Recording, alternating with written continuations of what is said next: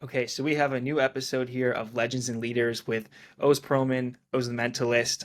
Really, just somebody who's incredibly talented at entertaining people, at doing things that that really seem impossible in a sense. So it's incredible to have you here. Appreciate you coming on. Thanks, Ben. Appreciate it.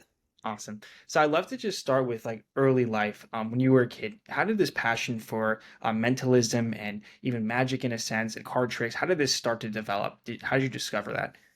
I saw a magician when I was 13. I was actually on a cruise with my family, and I never really experienced magic for myself. I can't remember vividly having seen it on TV. I'm sure I saw David Copperfield, but there's nothing like seeing it up close, right? There's some sort of thing about experiencing a moment of true wonder and awe right there in your hands. I was brought on stage by this magician. He did a trick to me. I was like full tilt, mind blown.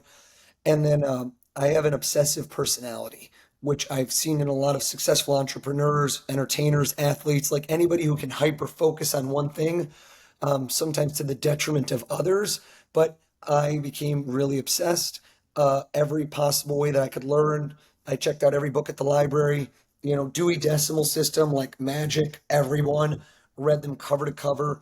I took, my bar mitzvah money and any money that I had, spent it on tricks, started performing, met anyone who was a magician in my neighborhood or community, and tried to ingratiate myself slash stalk them slightly and get them to teach me, and just really find every possible way to get better at this craft. So yeah, that was it. That was my 10,000 hours and then some throughout my teenage years. Hmm. And when did you get to the point of like really coming up with your own ideas? I think that's what people really like about you is the mentalism that you perform is very original and unique. How did you start to develop your own types of essentially tricks in a sense, and like where does Yeah. the inspiration for that come from?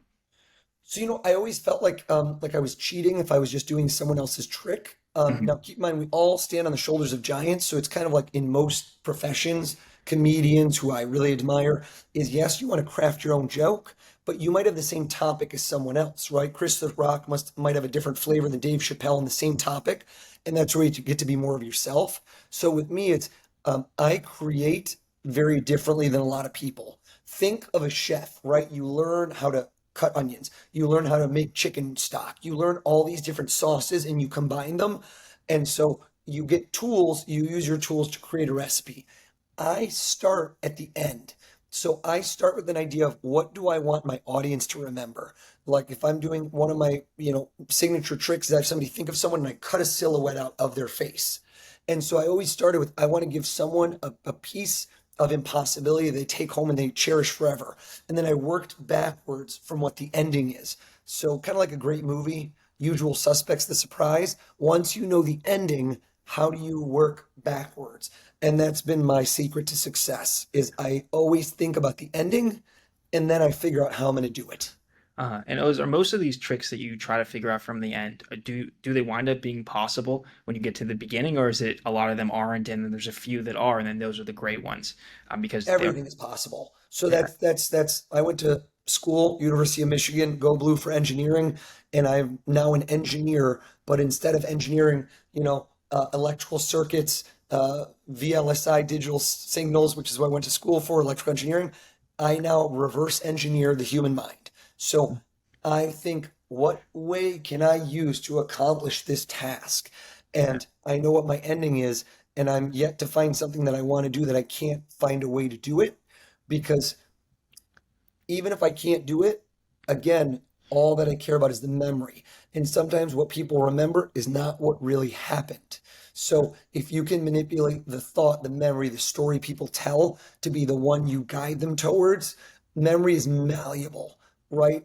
Whenever there's like a crime that's committed, eyewitness testimony has been time and time again shown to be it's not 100%, it's not objective, it's not like a camera that's pointing in a video. In that moment of high stress or high exuberance, anything that like sets off your endocrine system, either joy, fear, any of those like core emotions, they will make it so your memory is a little bit malleable.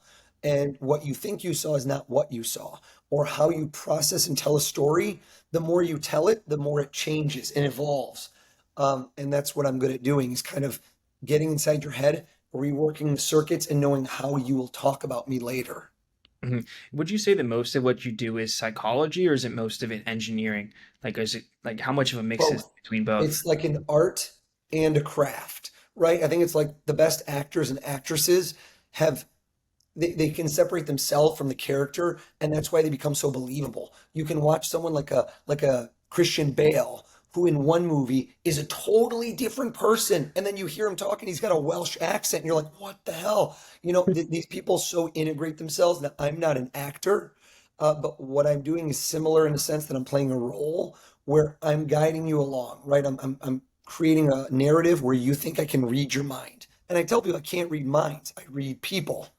And so I think the short answer to that is I'm engineering a certain experience, but there's a lot of psychology. There's a lot of knowing who this will work on, who it won't work on, who's going to give me the best reaction in the moment, and how do I get them to that point. Hmm. And so when you're asking somebody a question, are you reading them as you ask them the question and like you see how their responses are and that kind of, and do you keep the questions more like more broad overall? Like you asked, for example, you asked a question on America's Got Talent about like an important moment in someone's life. Like there's only a couple of moments that people would think these are really important enough. And you can kind of get a sense from somebody's face. Like Heidi, for example, you got a sense like she had so much joy, and that was like there's only a couple moments that are so joyous, arguably like a marriage, etc. So is that like kind of how you do it, like in terms of process of elimination based on reaction?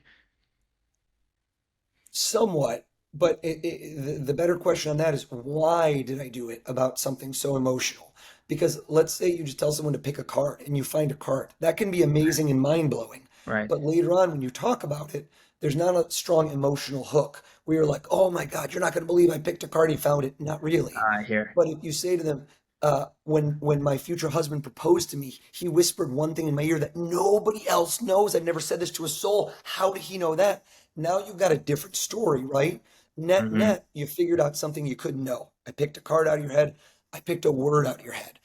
But it's the emotional significance and weight of it that goes from this being a story you tell for a week to a story you tell for a decade. Right. Right. So when you were starting out, you essentially like you did a corporate show at I think Merrill Lynch, and you had a job over there, and you got to a point where you realized, hey, I should just go out on my own and do this. Was that because you did this show and you thought, hey, if I could do this here, I already have some ideas of how I can do this other places, and now I can really pursue my dream. Like how did you essentially get going in the beginning when you want to go out on your own? Well, there's so many intermediate steps, right, that set you up for success. There's like I started doing this semi-professionally when I was 14, where I went to a restaurant. I started being as a restaurant worker. How I even had the confidence to figure out that a restaurant would hire me was kind of like ignorance is bliss. Yeah. Sometimes you don't know better, so you just think, well, why wouldn't they hire me? And that's a great mindset to have, which is why not? Like think about that because unless you try, you're never going to know, right? You miss every shot you don't take, like an old sports adage, which is cliche, but it's so true. So I didn't know better and would try these things. And not everything in life is transactional, right? Like even with yours, I'm sure a lot of opportunities that presented themselves where you align yourself with like little Dirk, you make an NFT with a shoe and all different doors open because of one thing that you didn't expect. But Yeah. things like that happen. It's the same as doing a podcast like this. You don't know who you're going to impact, what they're going to do, what future things will come of it. And I think that's the same throughout life is you take those chances.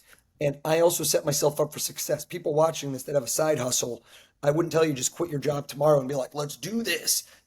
Set yourself up. You have to build to a certain point where I was doing the right things. I was meeting event planners. In my industry, I was performing 3, 4 nights a week. Every Mhm. night, I'm handing out 50, 60 business cards.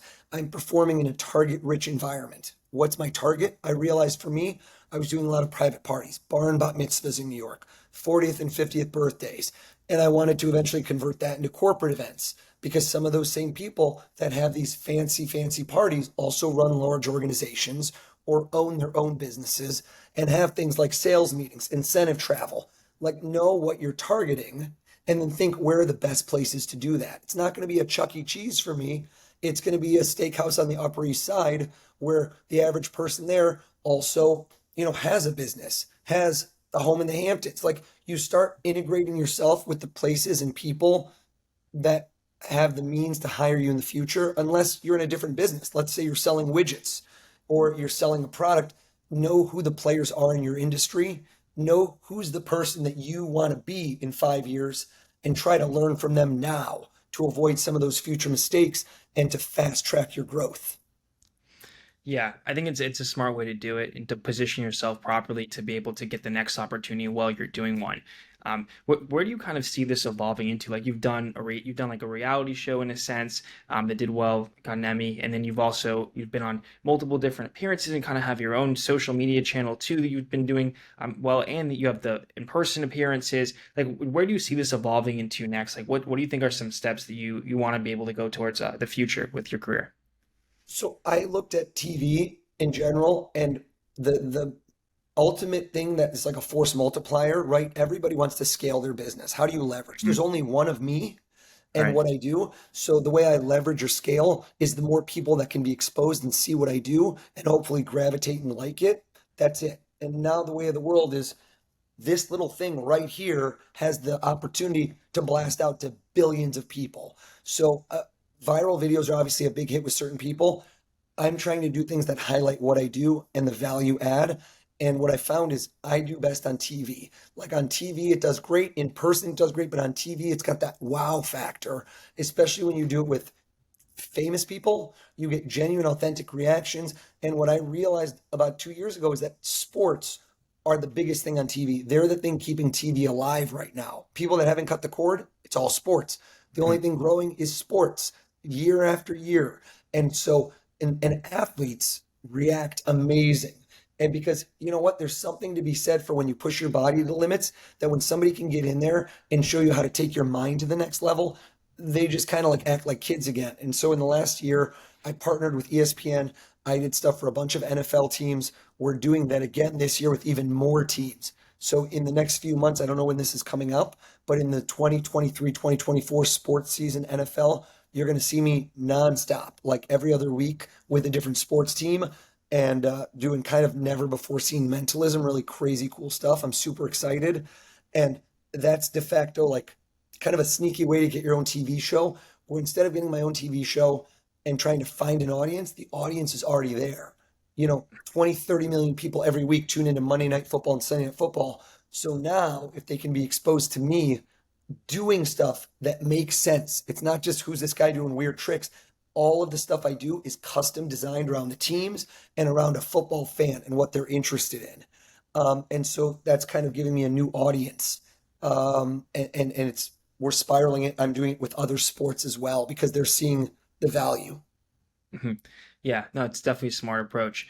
So, what would you say has been like the hardest trick you've ever performed in terms of like preparation as well as execution? That's a tough one. I mean, you a lot of it you wouldn't really know from in front of the camera versus Right. behind the camera. Like a lot of things that I do that seem the easiest are the hardest. It's I always think when you watch in the Olympics and when those guys or girls do like a dive from a 3 meter board and they just do a simple dive, like they touch their toes and they go in like a freaking needle Yeah. and there's no splash. The splash, like the water goes and you're like, what? And then you they do it and you're like, I could do that. And then you jump or I jump and it's like a belly flop level. And it looks like the simplest thing in the world, but when someone makes it look easy, that's decades of like focused stuff. Usually some of the hardest tricks are the next ones I'm doing, the new ones, because I don't like to repeat stuff. So if you watch a lot of stuff on TV, you're always seeing new stuff and you're like, that's different and that's different. And it's a lot of the time, the first time I'm ever doing it is literally on TV because it's so hyper specific for that group that I can't really practice it before. I practice it in my mind and I go over and over and over and over and I like it, but it's the same way comedy. Comedy can't be practiced at home. You can't talk to the mirror and see if it's funny. You actually have to do it. So mentalism requires an audience. I literally can't do the trick without the audience. I can't be like, quick, think of a number. I'm going to guess it to myself. So your performance is your practice, which makes it very challenging. Why focus on mentalism more than magic? like because it's just because of how it uses your mind and the way it's more of a like something I think it seems like it's more aligned with how you are as a person too, where you kind of like to deconstruct things and then come up with your own angle. And magic is kind of like not always viewed as real in a sense. Is that kind of I started by doing magic, and I still have a deep love for magic. It's not something that like went away.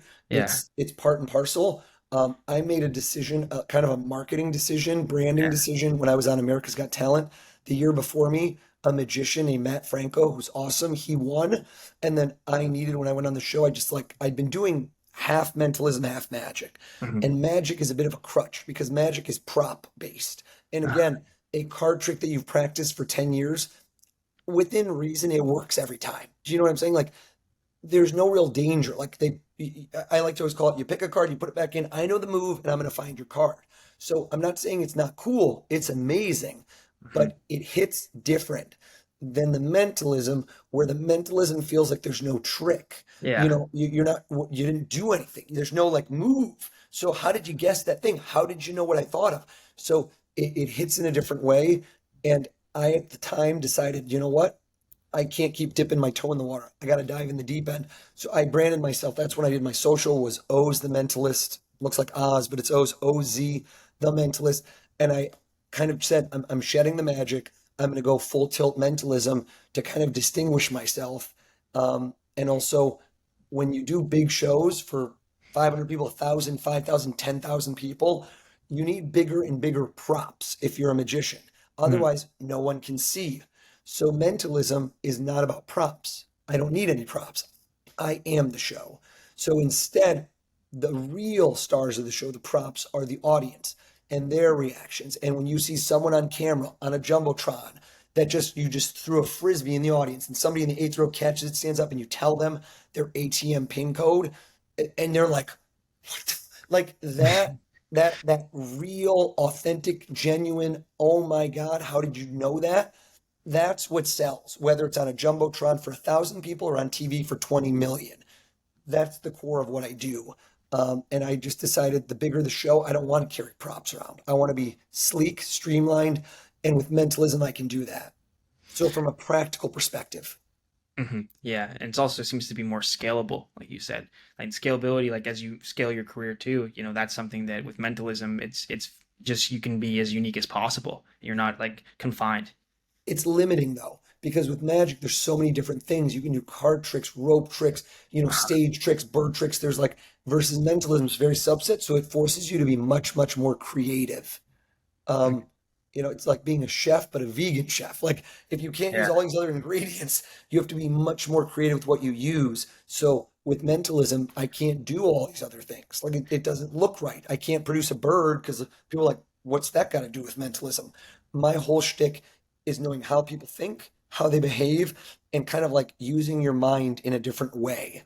And with a lot of the NFL teams, it's going to be stuff like overcoming, like your mind over matter, like how you would not feel pain, how you can take what you would normally do and go even 10, 20, 30, 50% more of what you can do than you did a minute ago. And how can I kind of influence your thinking, your mind and body connection? Yeah. Yeah, that'll be definitely pretty interesting to see, and how that ties in really well with the NFL. So were you play like if you didn't get on America's Got Talent, what was the plan at that point? And like, did you have like a back? Were you just gonna continue like the path you were going on? Did you have like a backup, or were you just gonna keep applying until you got on? It was not my dream. It was not, I mean, hindsight's always 2020, Yeah, where I'm so glad it happened because it was jet fuel for my career and yeah, definitely like took me to a new level. But I would have kept hammering. Like I would have not stopped regardless. It was just a force multiplier. I think that in every like career, you have the two things you need to do, which is either do something different than everyone or do something better than everyone. Like you got to give yourself a unique selling proposition, and those tend to be the two of them. And my whole thing was to be easy to work with, to provide tremendous value to my clients, and honestly, just do amazing stuff so that every time you do a show, you not only meet but greatly exceed expectations. People talk about you, and I was just a word of mouth referral guy until then. And it was a snowball of momentum down a hill where every show gets me another show. Every show gets me more shows. And the more you work, the more work you get. This just took it from a local, regional, tri state New York thing to a national, international level. Hmm. Yeah, it definitely did. What happened like right after you got third place in America's Got Talent? Was there like immediate effects you saw on your life, like your and Yes. like what were some of those immediate effects?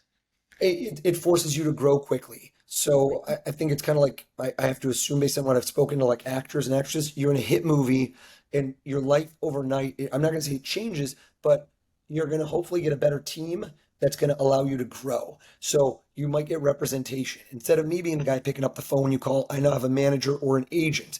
It opens doors because in the world of entertainment and media in general, heat like you have peaks and valleys where you're going to get a lot of media exposure. The media suddenly is interested in you and how you capitalize and harness that momentum. If you let it fizzle, then it kind of like hits and then Mm. if you keep embracing it, keep giving people a story that's worthwhile and reinventing. You can't just keep doing the same thing because people get tired of that.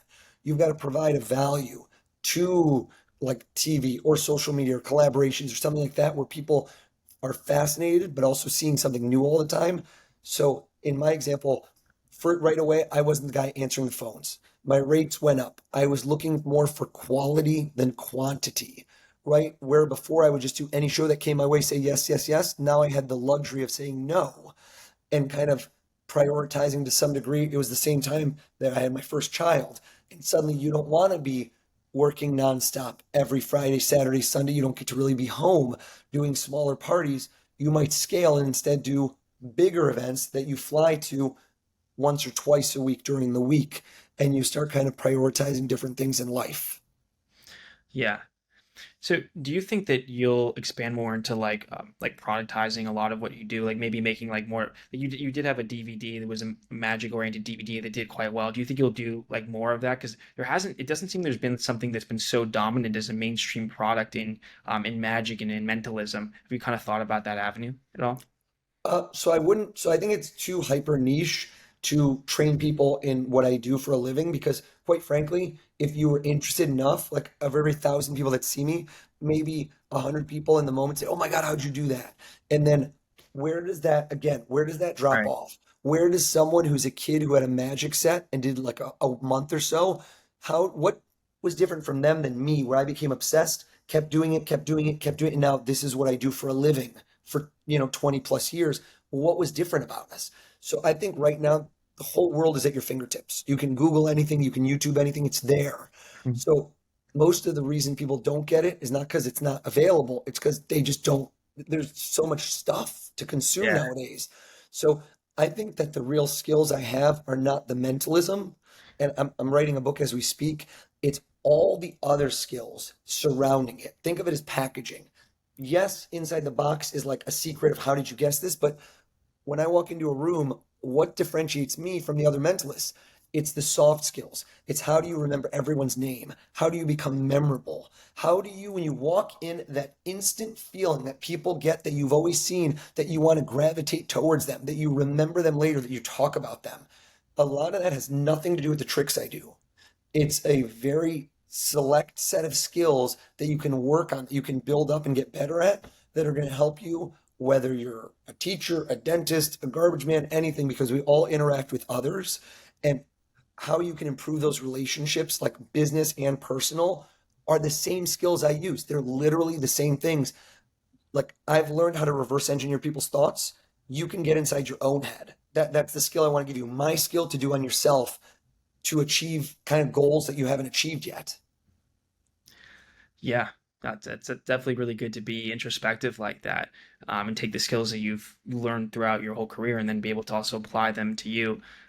It seems like you also like it's really a lot. There's a lot of thinking that goes into what you do. Like there's some different people have careers that's like it's more based on who they are as a person, certain physical features. You really kind of thought through different stages and also position yourself to be able to get into those places. So it's been seems like it's been very well thought through. So it's definitely great that you've done that. Well, thank you. I think a lot of people kind of go with the flow and you're on autopilot. And people that are in my profession, I'll get this question a lot, and I'm sure it's in every single profession when you see someone achieving success, is you go, well, I mean, how did they get that? Or like, for me, I'll Yeah. get this just because I've had a lot of TV appearances. Other mentors will be like, I got to get on TV.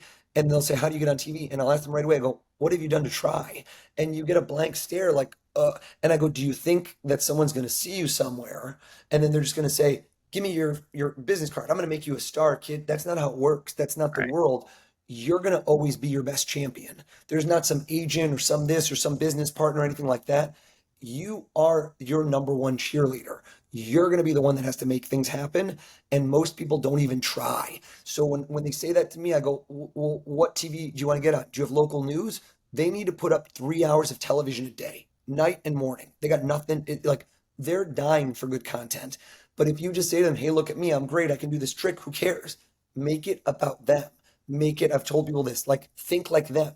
It's Halloween. Oh my God, they have a segment about candy and like what's the best, trick or treating outfit. Give them a segment if you're a magician that's contoured to them. Anything like that. If it's Valentine's Day, if it's Christmas, like think like a producer, think like an event planner, think like your target audience and be a real mentalist. If you can think like them, you can provide them something that they will have gift wrapped and ready so that they'll be like, "Oh my God, let's definitely have you on the show." And I think so many people in their profession don't think about how to get what they want. They're just hoping it comes. That's not how the world works. Yeah, agreed. Well, look, I appreciate you coming on, Oz, and telling us about your story and how you accomplished what you did. And I think you're going to do so many more wonderful things. And it seems to be you're trying to be different and innovative, and and you've already done that in the past. And with this new NFL opportunity and the ESPN opportunity, I mean, that should be quite exciting to see the reactions of athletes and what you do, and how you're innovative there as well. So I wish you much success on that too. And thanks for coming on. Thanks, Ben. Appreciate it, man.